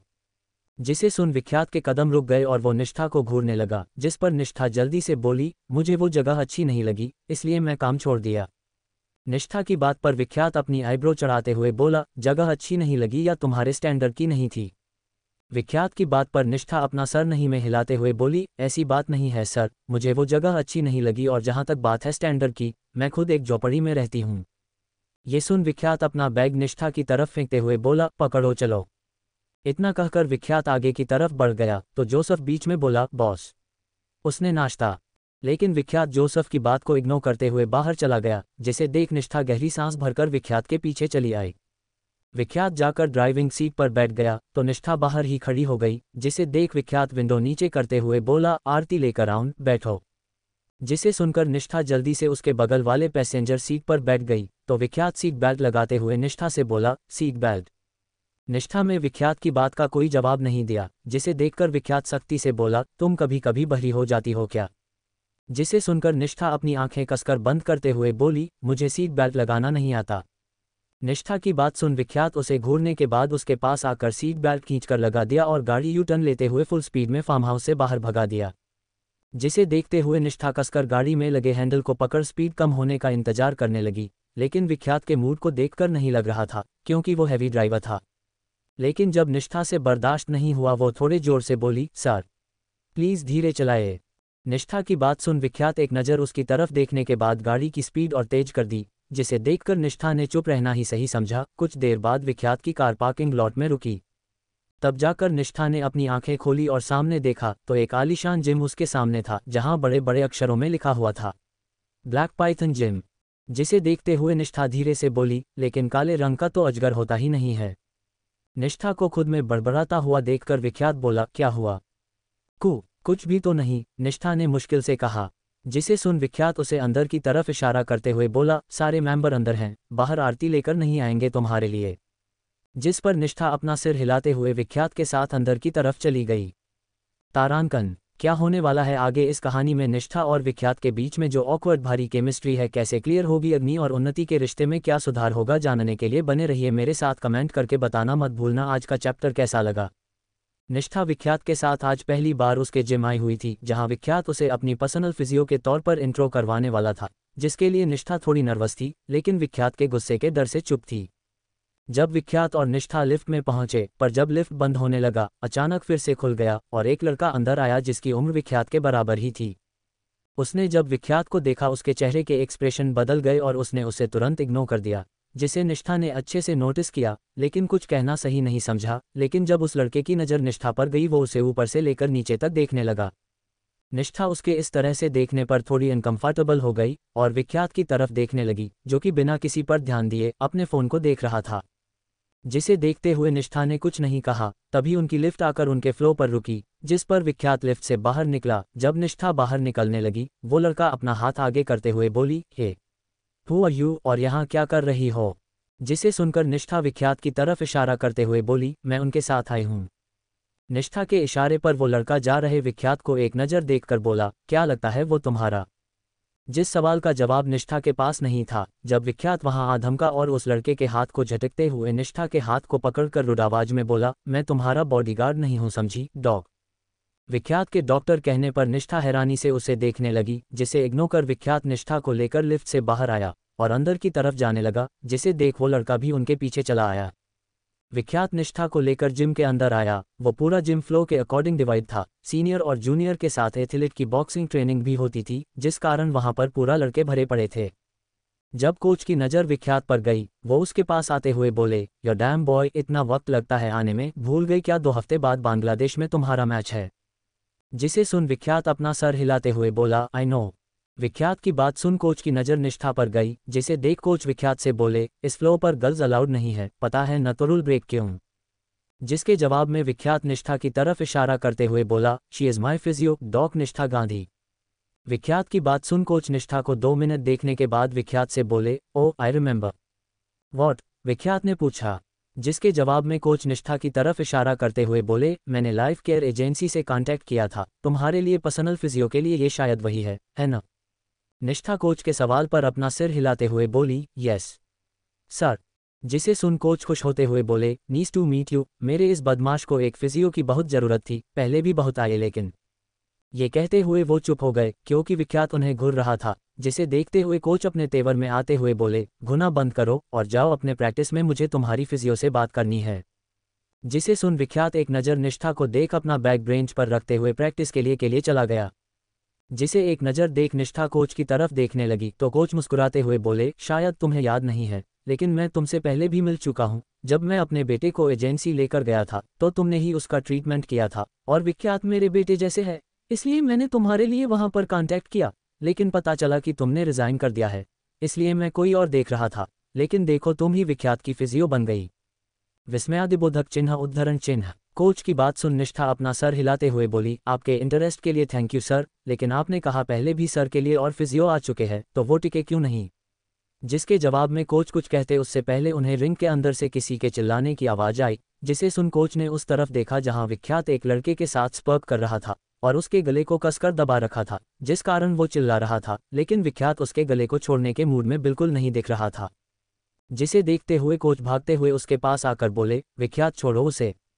ये कहते हुए कोच कुछ लड़कों के साथ मिलकर विख्यात और उस लड़के को दूर करने लगे। ये वही लड़का था जिसने निष्ठा को लिफ्ट में रोका था, जिसे विख्यात पिट रहा था। जब वो लड़का विख्यात की पकड़ से छुटा गहरी सांस भरने लगा, जिसे देख कोच विख्यात को घूरते हुए बोले, क्या कर रहे थे तुम? मैंने सिर्फ प्रैक्टिस करने के लिए कहा, लड़ाई करने के लिए नहीं। मैंने लड़ाई नहीं की कोच, विख्यात ने कहा। जिसे सुन कोच उस लड़के की तरफ इशारा करते हुए बोले, कृत की हालत देख रहे हो तुम? कोच की बात सुन विख्यात ने कहा, मैं प्रैक्टिस के लिए आया, इसने मुझे चैलेंज किया स्पर्क के लिए, एंड रिजल्ट आपके सामने है। विख्यात उन लोगों में से नहीं था जो छोटी छोटी बात पर किसी से झगड़ा करे, वो शांत रहना ज़्यादा पसंद करता था, जिस बारे में जिम के हर मेंबर जानते थे, जिस कारण कोच को विख्यात की बात पर यकीन करना पड़ा। कृत विख्यात की तरफ एक नज़र देख अपने कंधे को दबाते हुए ब्रेंच में आकर बैठ गया, उसके चेहरे पर दर्द साफ नजर आ रहा था। जिसे देखते हुए कोच निष्ठा से बोले, निष्ठा उसके कंधे को जरा चेक करो। निष्ठा कोच की बात सुन अपना सिर हिला कृत के पास आ गई और उसके हाथ को पकड़ ऊपर करते हुए बोली, दर्द हो तो मुझे बताइएगा। निष्ठा की बात सुन कृत उसे देखने लगा जब उसकी एक आह निकल गई। जिसे देख निष्ठा बोली, डोंट वरी सर, आपके वेन्स में खिंचाव के कारण आपको इतना ज़्यादा दर्द हो रहा था। ये कहते हुए निष्ठा कृत से बात करने लगी और विख्यात कोच से डांट सुनते हुए उन दोनों को घूर रहा था। जब और भी एथलीट निष्ठा के पास आ गए और अपनी अपनी बारी का वेट करने लगे। निष्ठा सबसे मुस्कुराते हुए बात कर रही थी, जिसे देखकर विख्यात के चेहरे पर सख्ती बढ़ती जा रही थी। जब उनका लंच ब्रेक हुआ और सभी लोग कैंटीन की तरफ चले आए, निष्ठा कोच के साथ बैठी हुई थी। कुछ ही घंटे में वहां सभी निष्ठा के बातचीत और उसके सिंपल नेचर के कारण उसे पसंद करने लगे थे और कृत निष्ठा को देखे जा रहा था। जब कोच निष्ठा की तरफ देखते हुए बोले, विख्यात के मसल्स बहुत हार्ड है, जिस कारण उसके नसों में दर्द होता है और वो चिढ़ता रहता है, और पहले के फिजियो इसलिए भाग गए क्योंकि वो शॉर्ट टेम्पर है, बहुत जल्दी गुस्सा हो जाता है। कोच की बात सुनते हुए वहां पर बैठा तकरीबन 20 साल का एक लड़का बोला, कोच निष्ठा को बताओ न कि वो फिजियो ब्रो को टच करते थे। जिसे सुन निष्ठा कान्फुज होते हुए बोली, विदाउट टच के कोई भी फिजियो ट्रीटमेंट कैसे करेगा? विख्यात निष्ठा की बात सुन उसे एक नज़र देख फिर अपना लंच करने लगा और किसी ने भी निष्ठा की बात का कोई जवाब नहीं दिया। जब कुछ देर बाद उनका लंच खत्म हुआ और सभी फिर से प्रैक्टिस में लग गए। Training room. वही निष्ठा ट्रेनिंग रूम में थी जहां पर उसे विख्यात का थेरेपी करना था। जब विख्यात वहां आया और दरवाजा अंदर से बंद कर दिया, जिसे देखते हुए निष्ठा थोड़ी घबरा गई, लेकिन विख्यात बिना उस पर ध्यान दिए अपने कपड़े उतारते हुए शॉर्ट्स में वहां पर रखे बेड पर लेट गया। तो निष्ठा आयल लेकर चुपचाप विख्यात के बाइसेप्स की मालिश करने लगी और विख्यात आंख बंद करके लेटा हुआ था। अरण्य की बात सुन अग्नि उसे घूरते हुए बोला, क्या तुम्हें अंकल ने मेरा दिमाग खाने भेजा है? अग्नि की गुस्से भरी आवाज पर अरण्य अपना सर नहीं में हिलाते हुए बोला, नहीं, वो रक्षित का इन्फॉर्मेशन भेजा था, ये लो। ये कहते हुए अरण्य ने एक फाइल अग्नि की तरफ बढ़ा दी, जिसे अग्नि लेकर जल्दी जल्दी खोलने लगा। जिसे देखकर अरण्य बोला, मेरा एक और सवाल था, ये रक्षित नाम का चिलगोजा है कौन? जिसके जवाब में नकुल धीरे से बोला, बॉस का सौतन। जिसे सुन अग्नि अपनी आग उगलती आंखों से नकुल को घूरने लगा। जिसे देख नकुल अपने होंठों पर हाथ रखते हुए चुप हो गया। जिसे देख अरण्य इरिटेट होते हुए बोला, देखो मेरे क्रियोसिटी के कीड़े को फड़फड़वाना बंद करो तुम दोनों। फिर नकुल को घूरते हुए बोला, ओए पासाले बता कौन है रक्षित, वरना मैं तुझे हिप्नोटाइज करवा दूंगा, फिर सारी खुफिया बातें बाहर निकालूंगा। जिसे इग्नोर कर अग्नि नकुल से बोला, पार्टी में जाने के लिए मेरे लिए कपड़े रेडी करो। अग्नि की बात सुन अरण्य बोला, अरे मेरे यार, मैं तुझे दुल्हन बना देता हूँ, बस बदले में मुझे एल्फ की पार्टी में ले चल, पक्का तेरी बेइज्जती नहीं करवाऊंगा। अग्नि अरण्य की सारी बातों को इग्नोर कर नकुल से बोला, इस स्पीकर को निकाल कर बाहर फेंको और सिंघानिया अंकल से कहना मैंने उन्हें थैंक यू कहा है। जिसे सुन अरण्य कुर्सी से खड़ा होते हुए बोला, तू ऐसा कैसे कर सकता है, हमने बचपन में एक जैसी कच्छी पहनी है, सब भूल गया तू। मैंने तेरे लिए अपने दादू की कुतिया घर से भगा दी, तुम मेरे सारे एहसान भूल गया, एहसान फरामोश। अरण्य की बात सुन अग्नि अपने दांत पीसते हुए बोला, कमीने, मुझे फंसाना बंद कर, खुद रात रात भर पार्टी के कारण घर से बाहर रहता था और वो कुतिया तुझे देखकर भौंकती जब तुम रात में घर आते थे, और अब मुझे फंसा रहे हो। अरण्य अग्नि की बात सुन तिलमिलाते हुए बोला, और उसका क्या जो मैंने तेरे लिए लड़की पटाई थी और तुम दोनों फेयरवेल की रात होटल में। ये कहते हुए अरण्य चुप हो गया क्योंकि अग्नि उसे घूर रहा था। जिसे देखते हुए अरण्य मुंह बनाकर कॉन्फ्रेंस रूम से बाहर जाते हुए नकुल से बोला, मुझे सब बताना, ये हरामी मुझे कुछ नहीं बताता। ये कहते हुए अरण्य कॉन्फ्रेंस रूम से निकल बाहर चला गया और अग्नि अपने केबिन की तरफ चला गया। अग्नि अपने केबिन में आकर सिगरेट जलाते हुए वाल के सामने आकर खड़ा हो सिगरेट के कश भरते हुए धुआं छोड़ने लगा जब उसके कान में एक चंचल की आवाज गई, अग्नि, ओ ज्वाला महाराज, आई लव यू, सुना आई लव यू। जिसे सुन अग्नि ने गुस्से में अपना हाथ दीवार पर दे मारा, लेकिन वो आवाज अभी भी उसके कान में गूंज रही थी, जिस कारण वो गुस्से में चिल्लाते हुए बोला, झूठ, झूठी हो तुम, you bloody liar, I hate you, mind it I hate you. खेल गई मेरी फीलिंग से, मेरी जिंदगी से, बहुत नफरत करता हूँ मैं तुझसे। ये कहते हुए अग्नि की आंखें आग उगल रही थी जब उसका फोन बजने लगा। उसने सर घुमाकर देखा जहां अमृता के नाम उसके फोन पर फ्लैश हो रहा था। जिसे देखते हुए अग्नि ने गहरी सांस भरी और कॉल अटेंड कर फोन कान में लगाते हुए बोला, हाँ माँ। जिस पर दूसरी तरफ से अमृता बोली, चल गुस्सा छोड़ घर आ जा, तेरे पसंद की गट्टे की सब्जी बनाई है। अमृता की बात सुन अग्नि बिना किसी भाव के बोला, मैं एक पार्टी में जा रहा हूँ, इसलिए आज रात नहीं आऊँगा, बहुत काम है मुझे। अमृता अग्नि की बात सुनकर बोली, अरे सुबह को लेकर अभी तक नाराज है क्या, मैंने बनाया है खाना, अब गुस्सा छोड़ और जल्दी से आ जा। अग्नि अमृता की बात पर बोला, नहीं माँ, मैं कोई नाराज नहीं हूँ, मुझे एक मीटिंग में भी जाना है, बहुत जरूरी है। जिस पर अमृता अपना सर हिलाते हुए बोली, चल ठीक है, मैं उन्नति से भी कह देती हूँ, तुम उसे लेकर जाना, अब सबको बताना भी तो जरूरी है न कि तुम दोनों हस्बैंड वाइफ हो। इतना कहकर अमृता ने कॉल कट कर दिया। जिसे देख अग्नि एक आह भरते हुए बोला, माँ भी ना, मैं उस डायन को कहीं लेकर नहीं जाऊंगा। ये कहते हुए अग्नि उन्नति को कांटेक्ट करने लगा। जब उन्नति ने दूसरी तरफ से कॉल अटेंड किया तो अग्नि बिना उसे बोलने का मौका दिए बोला, सुनो माँ, तुमसे मेरे साथ किसी पार्टी में जाने के लिए कहे तो सीधा मना कर देना, क्योंकि मैं तुम्हारे साथ कहीं नहीं जाना चाहता। अग्नि की बात सुन उन्नति ने कुछ नहीं कहा। जिसे देख अग्नि एक बार फोन को देखने के बाद फिर से फोन कान में लगाते हुए बोला, हेलो, जिंदा हो या मर गई, सुना तुमने जो कहा, नहीं जाना है कहना है तुम्हें। जिस पर दूसरी तरफ से उन्नति बोली, ओ लेकिन बदले में मुझे क्या मिलेगा, क्योंकि मैं तो सुबह से यहाँ बैठे बैठे बोर हो चुकी हूँ और मुझे कहीं बाहर जाना है। तो एक काम करते हैं, मैं अपने फ्रेंड्स से मिलने चली जाती हूँ, फिर कहाँ मिलेंगे बता देना, वहाँ से साथ में निकलेंगे तो माँ को शक भी नहीं होगा कि हम दोनों साथ नहीं थे। उन्नति की बात सुन अग्नि अपने दांत पीसते हुए बोला, तुम रेडी रहो, मैं तुम्हें अपने साथ लेकर चलूंगा। ये कहकर अग्नि ने कॉल काट दिया। जिसे देखते हुए उन्नति मुस्कुरा दी जब वहां पर अमृता आ गई। जिसे देख उन्नति बोली, माँ अग्नि का कॉल आया था, उसने कहा कि हमें एक पार्टी में जाना है। जिसे सुनकर अमृता अपना सर हिलाते हुए बोली, हाँ मैं तुम्हें यही बताने आई थी कि अग्नि ने कॉल किया है, तो तुम दोनों बाहर ही अपना डिनर करना।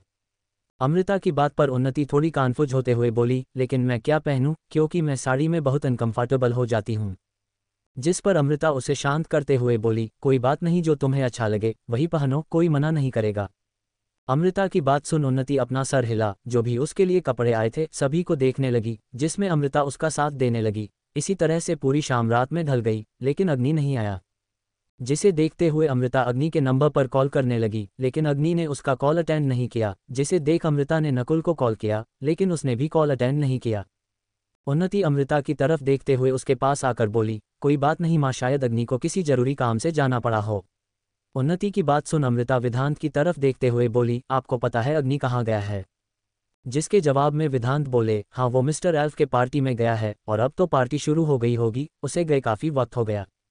विधांत की बात पर उन्नति अमृता से बोली, देखा वो जा चुका है और उसने कहा भी था कि वो मुझे अपने साथ नहीं ले जाना चाहता, लेकिन मैंने जिद की तो अब वो नाराज हो गया।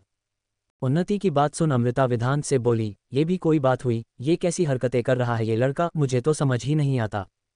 जिस पर अधीरा पार्टी वेयर पहने कमरे से बाहर आते हुए बोली, क्या हुआ? अधीरा की बात सुन अमृता उसे देखते हुए बोली, वो सब छोड़ो, तुम अपना बताओ, तुम कहाँ जा रही हो इतनी सज सवार कर? जिसके जवाब अधीरा नीचे आते हुए बोली, माँ मेरे एक दोस्त की ब्रेकअप हो गई है, इसलिए मैं ब्रेकअप पार्टी करने जा रहा हूँ, तुम भी चलोगी क्या? अधीरा की बात सुन अमृता उसे घूरने लगी तो अधीरा छोटा सा मुंह बना विधांत से बोली, पा तुम कुछ बोलोगी, माँ घूर रहा है। जिस पर विधांत अमृता की तरफ देखते हुए बोले, एक काम करते हैं, हम उन्नति बेटा को भी भेज देते हैं अधीरा के साथ, तो उसका मूड भी सही हो जाएगा। अधीरा विधांत की बात सुन उन्नति की तरफ देखते हुए बोली, ओ भाभी तुम तो बहुत हॉट दिख रहा है, चलो साथ में पार्टी करते हैं। तारांकन, क्या होने वाला है आगे इस कहानी में? कैसे निष्ठा और विख्यात की अलग केमिस्ट्री साथ होगी और कैसे विख्यात अपने गुस्से को कंट्रोल करेगा? क्या हुआ अग्नि और उन्नति के अस्तित्व में जानने के लिए बने रहिए मेरे साथ, कमेंट करके बताना मत भूलना आज का चैप्टर कैसा लगा।